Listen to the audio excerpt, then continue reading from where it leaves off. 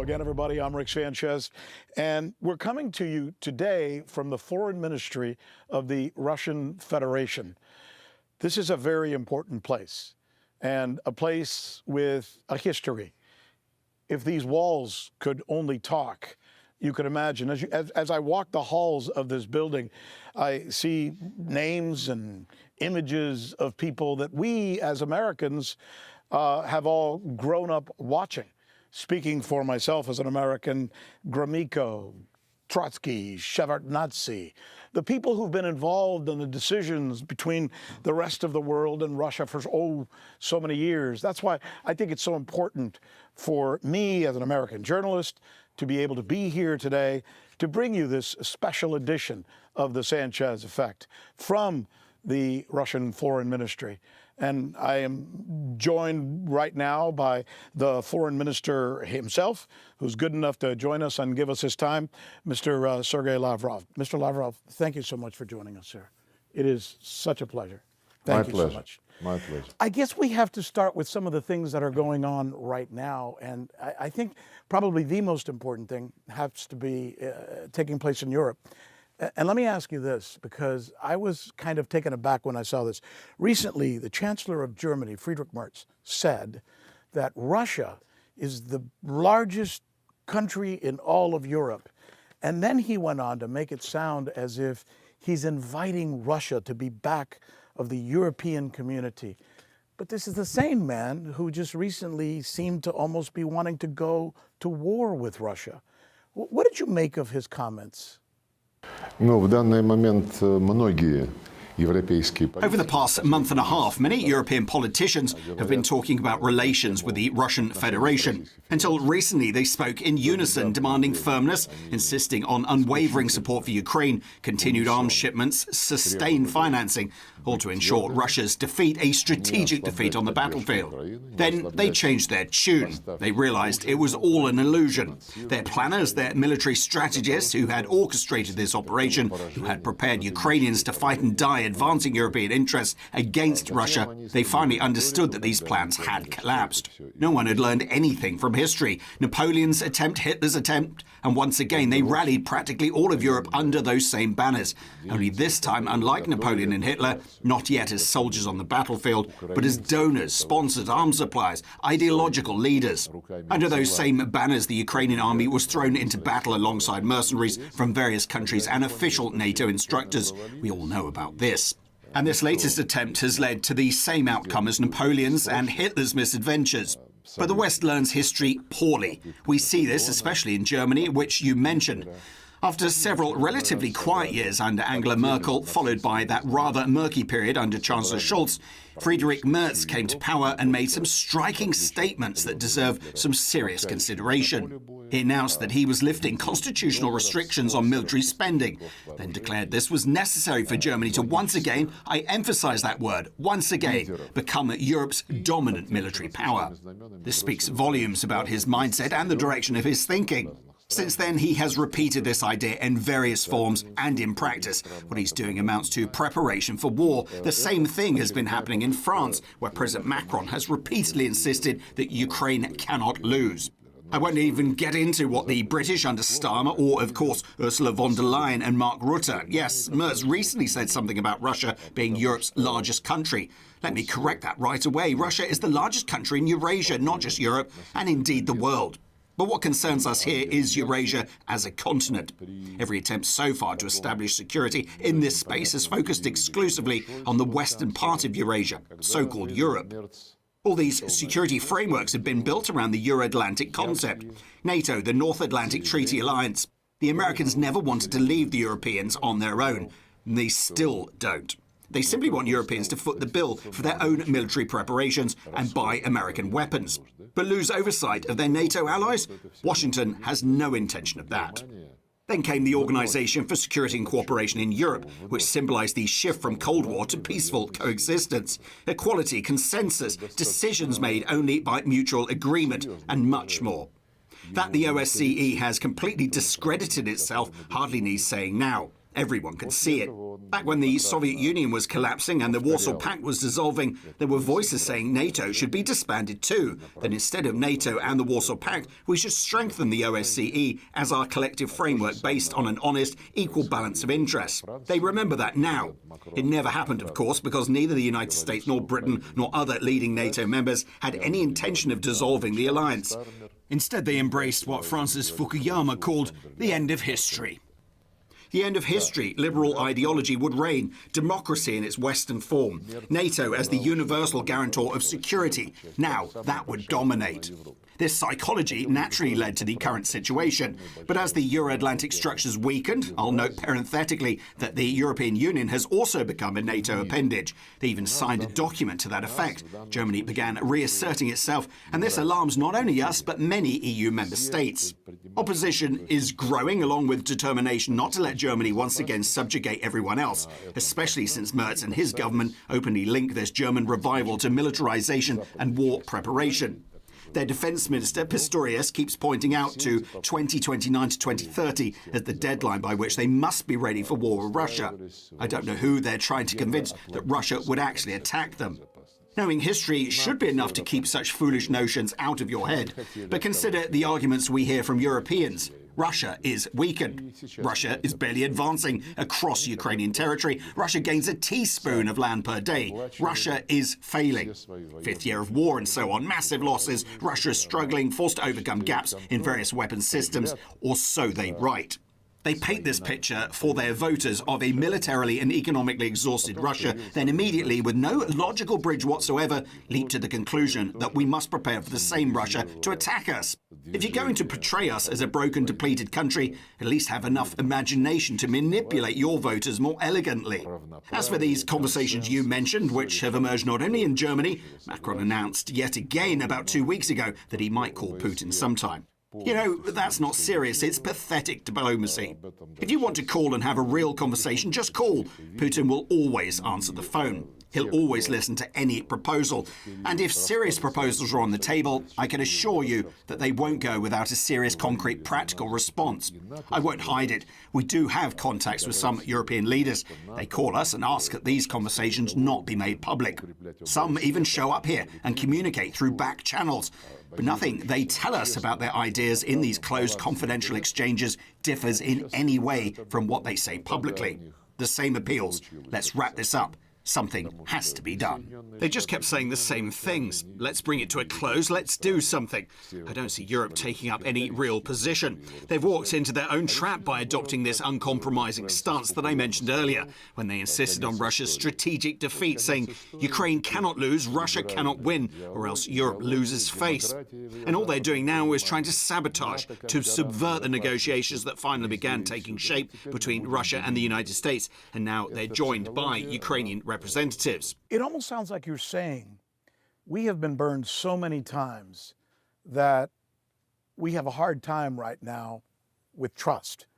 When you consider the fact that in the early 90s, Russia did everything possible to align itself with the United States, with the West, that Mr. Putin and yourself have talked about even joining NATO. And now it seems that even though I talk to the Russian people since I've been reporting here, I don't feel a sense of antagonism against Europe from Russians, but I feel a sense of antagonism from Europe against the Russians, right? The Russians don't feel antagonistic against Europe, but the Europeans feel antagonistic against the Russians. What are you at the point now where the position of Russia is, we've been burned so many times, we have been deceived so many times, we're just not willing to come to the table, at least not on your terms. We have to set the terms. Is that kind of where you are right now? В значительной степени да, но может быть не столь. To a large extent, yes, though perhaps it was not as stripped to the core.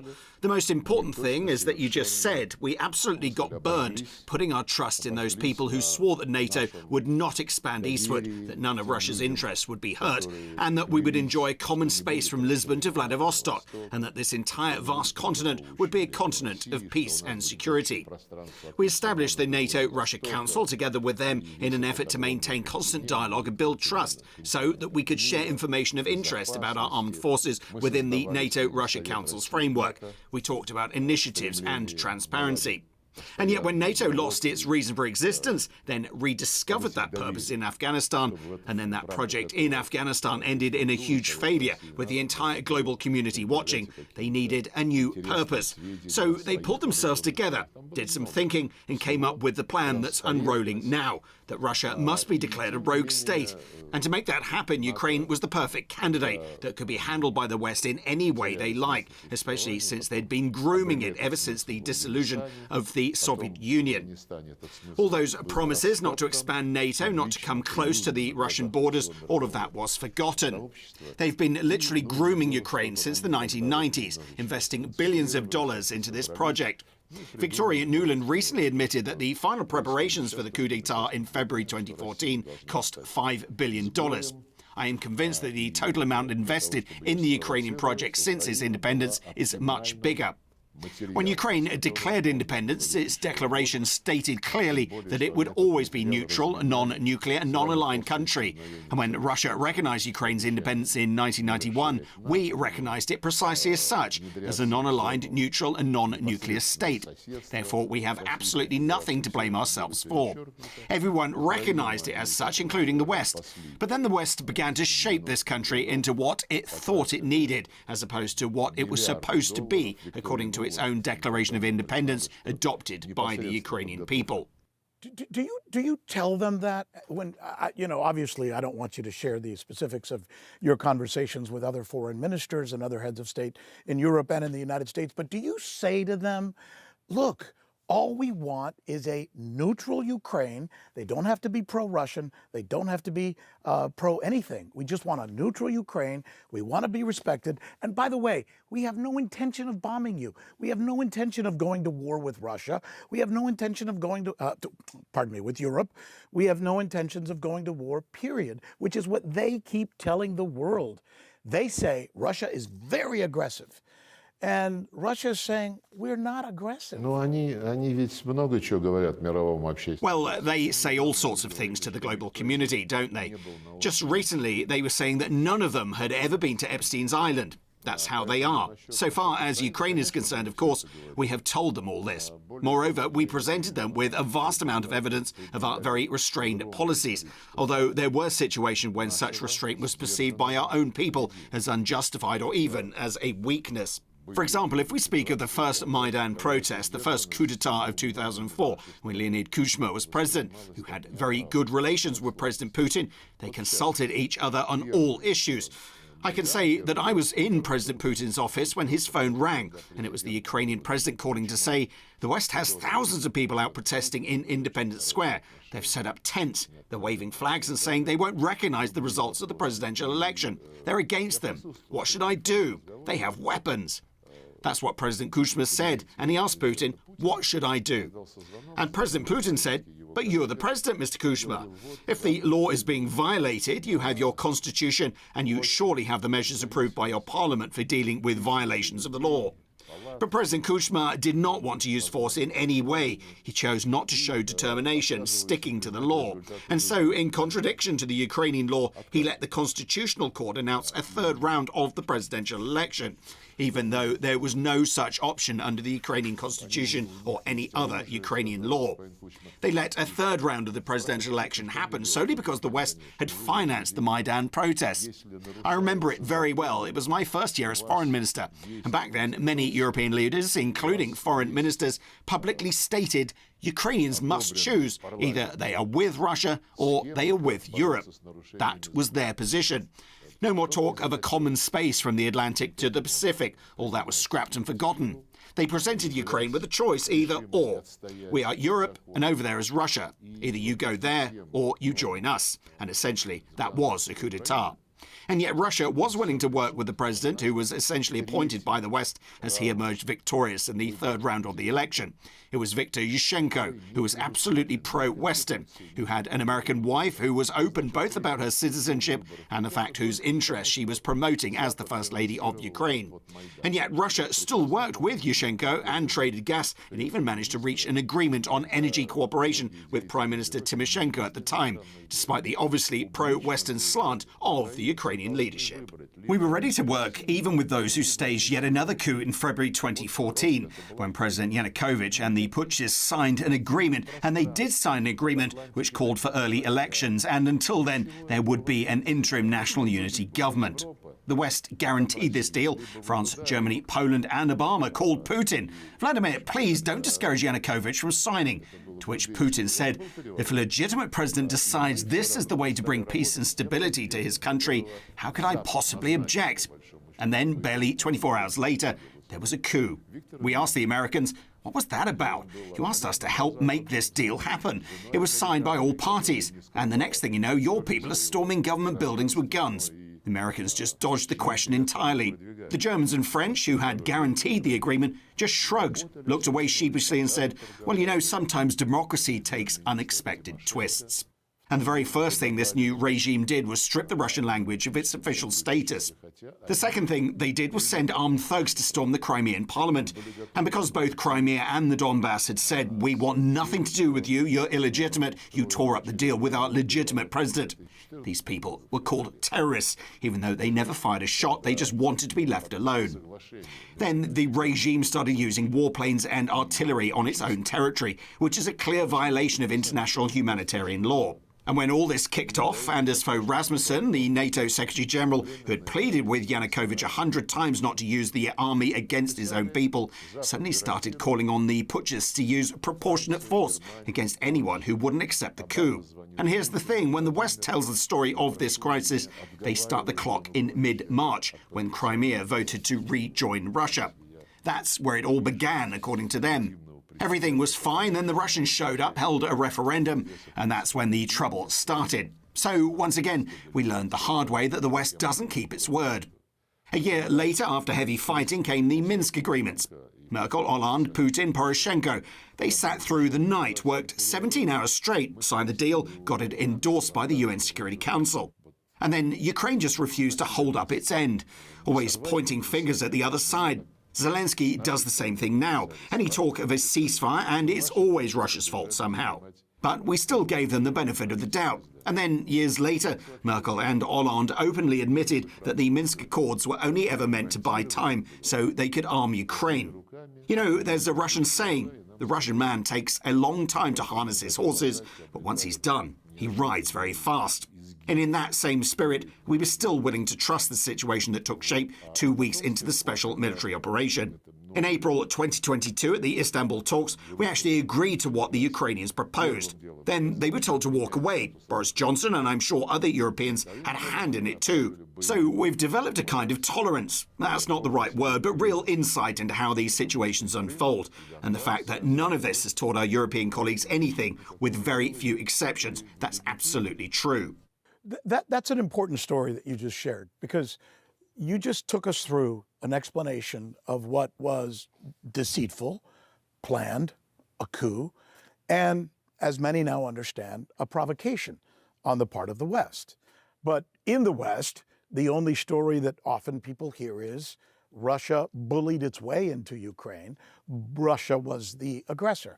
And it's important, sir, that, and I know you're adamant and passionate about often telling that story, because we mention, the story of the big story that's taking place in the United States right now. I'm just wondering as well, the type of people we're learning now who were involved in this horrible Epstein thing, these people who were deceitful, somewhat decrepit, is this the same kind of person who have led to what happened in Ukraine, to the coup in Ukraine, to the deceit in Ukraine? Would you say that that's the same kind of person? or maybe even some of the exact people. Я думаю, что вот относительно конкретных лиц. And I don't think you can make sweeping generalizations about specific individuals. But as for what people call the deep state, these shadowy funds and secretive groups supposedly pulling the strings of world affairs, I'm skeptical. At the end of the day, elected presidents and prime ministers do have plenty of power to set their own course. And if they all choose a path built on deception, one that means they've lost the capacity to feel shame, to blush when caught lying to a partner, well, that's just a fact. There are plenty of people like that. And right now, they're on full display across Europe. And they learn nothing. Look, another round of military talks between Russia and Ukraine is getting underway. American representatives will be there, Witkoff, Kushner, and just yesterday, of all places in Britain, the Financial Times runs a story saying that Russia is about to be handed something close to an ultimatum, a document on security guarantees for Ukraine already agreed upon. Now, these security guarantees would mean that if Russia ever dares to attack Ukraine again, or if they, the clever ones, cook up some false flag provocation to pin on Russia, then within 24 hours they condemn it and give Ukraine the green light to keep fighting. Within 48 hours they rally everyone willing to join the war, and within 72 hours the United States steps in. This is absurd, but it's a very telling kind of absurd. What does it mean? For the past year, the West, Europe especially, kept saying one thing. We need reliable security guarantees, an immediate ceasefire and security guarantees. We asked them, if you're not solving the underlying issues, won't these guarantees just mean that any ceasefire gets used to pump more weapons into Ukraine? They didn't hear the logic, didn't respond to it at all. But now, under the current circumstances, when the Trump administration started engaging with the Ukraine question, by the way, the Trump administration's approach to Russia is seen in very mixed terms here. We have some romantic, some people prone to wishful thinking. I can say a few words about that later, but for now, back to Ukraine. The Trump administration did decide to address the root causes of the conflict. Worried about what? What are you worried about with the Trump administration? Это я могу потом. Я сейчас хочу закончить. I can come back to that, but let me finish on security guarantees. From the start, they said they wanted to deal with root causes. President Trump publicly told Kiev to forget about NATO membership. He and his team started talking about recognizing realities on the ground. All of this was discussed in Alaska, and once again we explained to our American counterparts that for us it's not really about territory, not about land. What matters most is the people who live there, whose ancestors lived there. For centuries, these lands were settled by Russian people who spoke Russian, who raised their children in Russian. And these people in Crimea, in the Donetsk and Lugansk regions, as well as in the so-called Little Russia, in Kherson and the Zaporozhye regions, were labelled as subhuman by the putschists who came to power as a result of a coup d'etat. The then President Poroshenko openly told them to their faces, our children, Ukrainian children, will go to clean kindergartens, to spacious, bright schools. They will play while the children of those in Donbass, the children of those terrorists, will rot in basements. Zelensky, in 2021, long before the start of our operation, said in an interview answering a question about how he viewed those people on the other side of the front line that there are people and there are creatures. And if you live in Ukraine and feel connected to Russian culture, to Russian civilization, my advice to you, for the sake of your children and grandchildren, is to get the hell out to Russia. That is what lies at the root of the current authorities' attitude towards everything Russian, the language, the culture. And the fact that this regime, starting back in 2019 and continuing under Zelensky, has adopted about a dozen laws banning Russian language education at all levels, banning Russian culture, Russian media, and essentially all things Russian, banning the Ukrainian Orthodox Church, and legalizing the theory and practice of Nazism, including the installation of monuments to individuals who were criminals convicted by the Nuremberg Tribunal. And when they tell us and continue to tell us about security guarantees, I have a simple question. Security guarantees for which state are we talking about? For the one where the Russian language is banned, the only country in the world where the Russian language is banned. In Israel, Arabic is not banned. In Palestine and in Arab countries, Hebrew is not banned. Nowhere is a language banned. But in Ukraine, not just any language is banned. The language of the indigenous people of those lands is banned.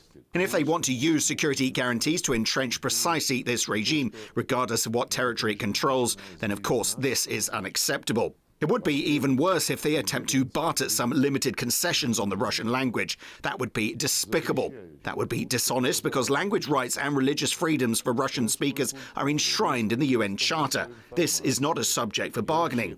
I would not even call this a precondition. One should simply say, Ukraine, you're a member of the United Nations. Please comply with the Charter. By the way, Ukraine's own constitution states that the state is obliged to respect the rights of the Russian language and of other national minorities. So when the West completely ignores the issue and speaks openly about giving Zelensky security guarantees, it means they want to preserve Zelensky and his neo-Nazi anti-Russian regime. And that is what is wrong. Returning now to our contacts with the Americans, whose 28 points that were conveyed to us before the Alaska meeting included provisions stating that the rights of national minorities and religious freedoms must be restored.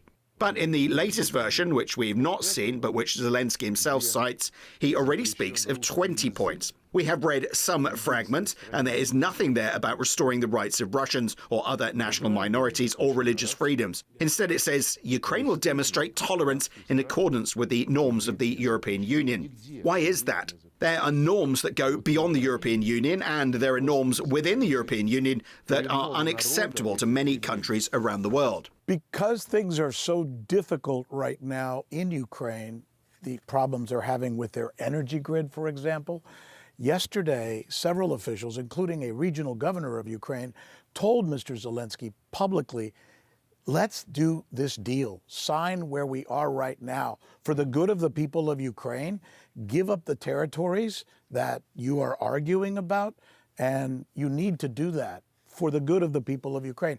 We're hearing this now from people in Ukraine who are saying this. That's really important.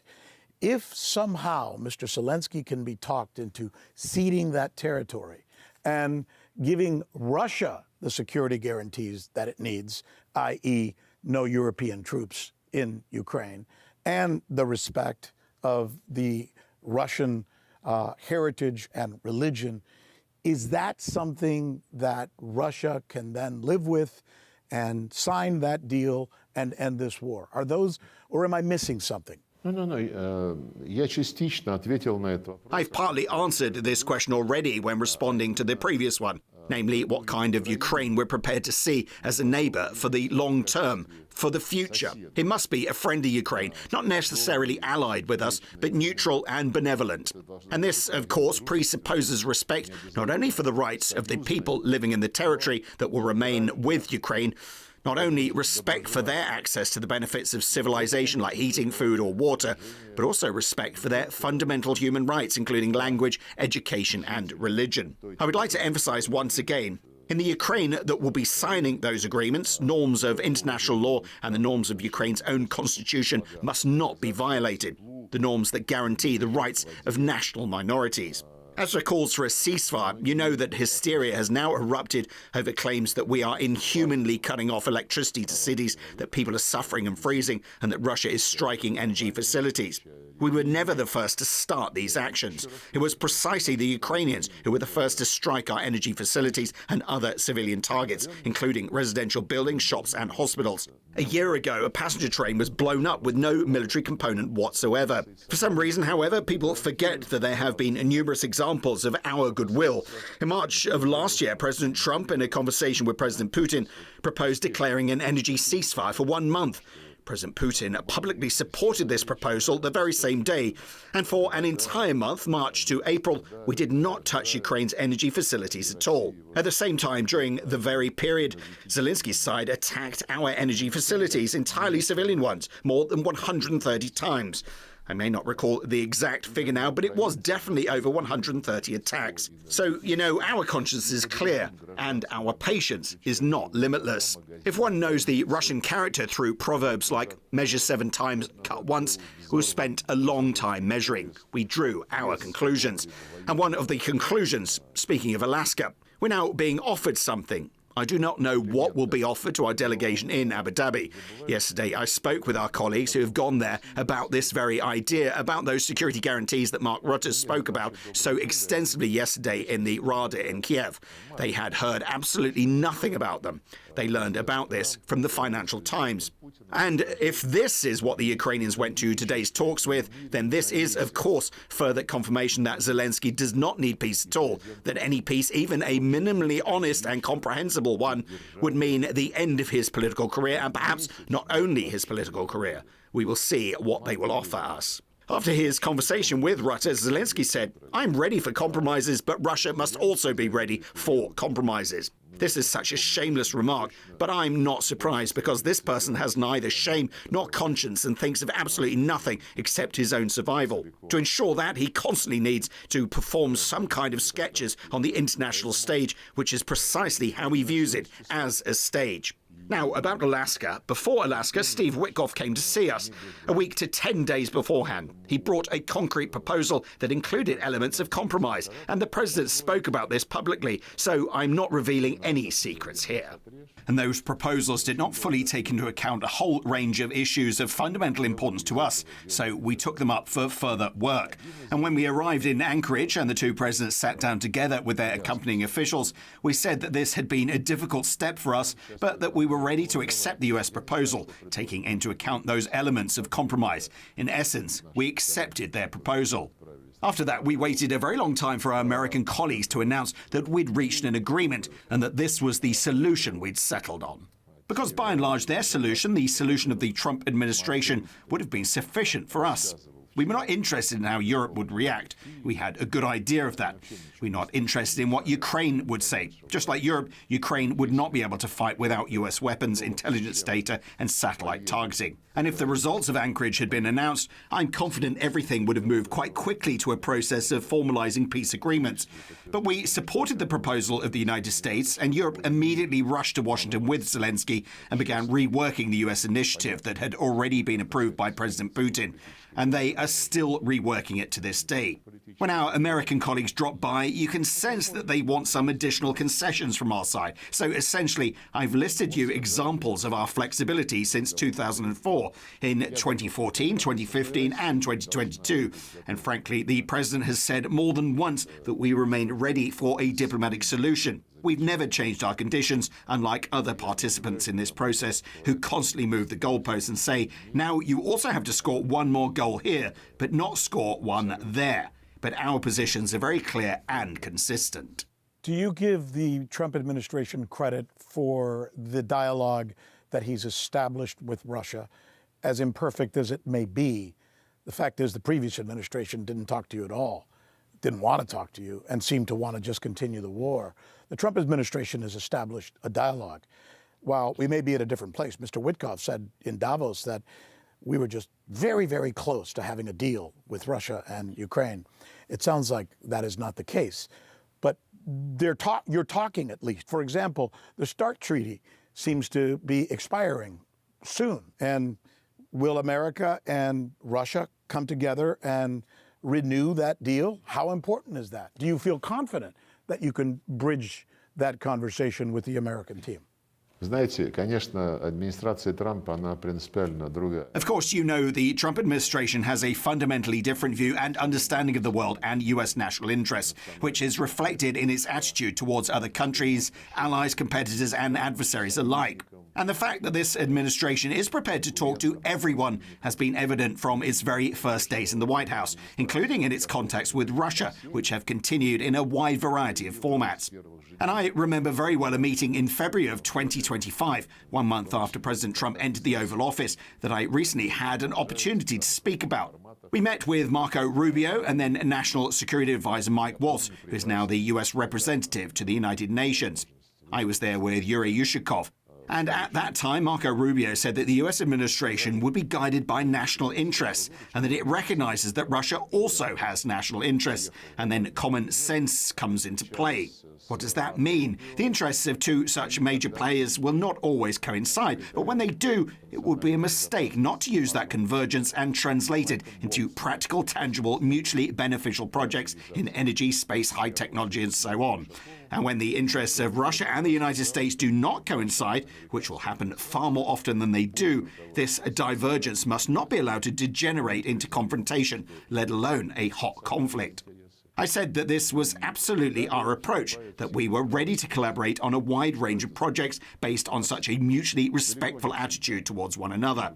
This same idea was repeatedly emphasized by the American delegations that came and met with President Putin both before and during the preparations for Alaska. To get to the main point, they said the conditions required to make these rosy prospects unfold boiled down to just one thing. We inherited Ukraine from Biden. He adopted an anti-Russian stance, and that's why Ukraine ended up at the forefront of the global agenda. We need to get rid of it. We need to settle it. We want to settle it, and we will work on this. I want to emphasize once again, they said this while demonstrating an understanding of our position. And once we're done with Ukraine, then we'll engage in mutually beneficial joint projects for the good of our peoples, both here and there. Sanctions. У меня в этой связи In this connection, I follow the remark. In Anchorage, we accepted the Trump administration's proposal on Ukraine. And if our agreement had been received in an open, above-board and straightforward way, it should have meant that we had set Ukraine aside and removed it from our bright, straight road towards future cooperation and prosperity. But the settlement of the Ukraine conflict continues to be kept in play, and with ever new dimensions being added, which look like new conditions and demands being imposed on Russia. But the conversation continues. Once we're finished with this, everything will be better than you could have ever dreamed of, they say. Well, the Communist Party used to force us to dream. We dreamed of many things. So we do have a certain amount of experience in this. Still, we judge things by concrete actions. Speaking of concrete actions, you mentioned sanctions. Yes, these sanctions remain in place. Quite literally, in April of 2025, shortly after we established contact with the Trump administration, the US law covering emergency situations in international affairs, originally adopted under Biden, was extended for another year. That law contained a provision requiring that Russia's gold and foreign exchange reserves remain frozen, while explicitly stating that this is in connection with Russia's hostile foreign policy. The renewal of that law was rubber-stamped. The administration took no steps to withdraw it, amend it, or explain the circumstances that have fundamentally altered our relations. Yes, the administration's understanding of what is happening differs strikingly from Biden's, but what is interesting is that this law requiring that our foreign exchange reserves remains frozen also cites as an example of our alleged hostile foreign policy. What do you think? Interference in the election of the President of the United States. That is the very thing that Biden, Obama and their team essentially blamed on Trump, claiming that this was why Trump had been elected in the first place. It turns out that the Trump administration supported this notion by extending the law, thereby tacitly agreeing with the assertions that Russia interfered in the presidential elections, something President Trump publicly refutes every other day to this day. There were other things as well, of course. For example, the sanctions all remain in place. Moreover, very harsh sanctions have been imposed against our largest oil companies, Lukoil, Rosneft, for the first time. This happened a couple of weeks after the meeting in Anchorage, at which... How does that make you feel? президент удивился, он об этом. The president was surprised by this and spoke about it in an interview. Once again, we parted ways in Anchorage on the understanding that Russia supported the United States' proposal for a comprehensive settlement of the Ukrainian crisis. And after that, we expected the United States to confirm it, to say, well, now you have agreed to our proposal. Let's announce something, convene a conference, sign something, form a peace council. But instead, sanctions on Lukoil and Rosneft suddenly followed. Moreover, tariffs are also being imposed against countries that buy energy from Russia and Iran. Yeah, two faces of Trump. It's like good Trump, bad Trump, right? At least with Biden, you only had bad Biden. But with Trump, you get... That's hard to figure out, I bet. Вот сейчас, вслед за Венесуэлой и тем... Now, following the developments in Venezuela, they're openly trying to push our companies from Venezuela. India is being banned from buying Russian oil. At least that's what was announced. There appears to be a worldwide ban both on oil and gas supplies. They say Russian oil and gas will be replaced by American oil and American liquefied natural gas. Just recently, a plan on Cuba was adopted. You'll certainly find it interesting. And it says that a state of emergency has been declared due to the threat Cuba poses to U.S. interests in the Caribbean, including due to Russia's hostile and malicious policies. Well, the bright future of our economic and investment cooperation doesn't really square with that. Do you think that's Trump, or is that the administrative state and the neocons and the people who are very aggressive and anti-Russian because they make money off of wars and aggression? those are the people controlling that, do you think? Or do you think it's Trump? Я не знаю, потому что это внутренняя кухня. I don't know, because this is an internal matter. But there is a caveat. We understand perfectly well that the United States, with all its power, with all its ambitions, if you will, is forced to take into account the opinion of the administration and of a whole range of groups of people in its foreign and domestic policies. Domestically, a very large number of Democrats primarily, but also some Republicans hold Russophobic positions. Of course, we can understand that the administration cannot ignore these factors in its actions. To maintain the loyalty of this Russophobic wing, it must take some anti-Russian steps. But the substance of these anti-Russian steps is quite serious.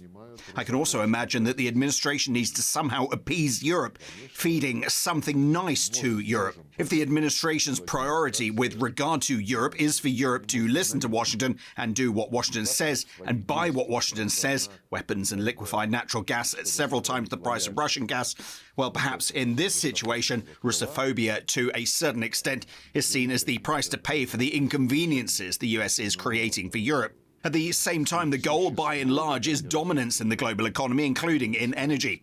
I think that's part of the national security strategy or some other strategy, and the wording may be a bit different, but the bottom line is clear. It sounds like, and I'm glad to hear you say, you sound like you're optimistic. It sounds to me like you believe there is still the potential for a positive outcome, despite all the difficulties that we have just talked about and you've explained. There's one other area I want to ask you about, and that's Iran. It's in the news these days, and it's looking like Mr. Trump is pulling back from his aggressive stance and the talk of the Armada. And I'm reading reports that your government, the Russian Federation, maybe yourself and Mr. Putin yourselves, may have been involved in some indirect or direct way in mediating that. That part of the reason things seem to be cooling a little bit or getting a little less tense is because maybe Russia was involved in helping the conversation between Iran and the Trump administration.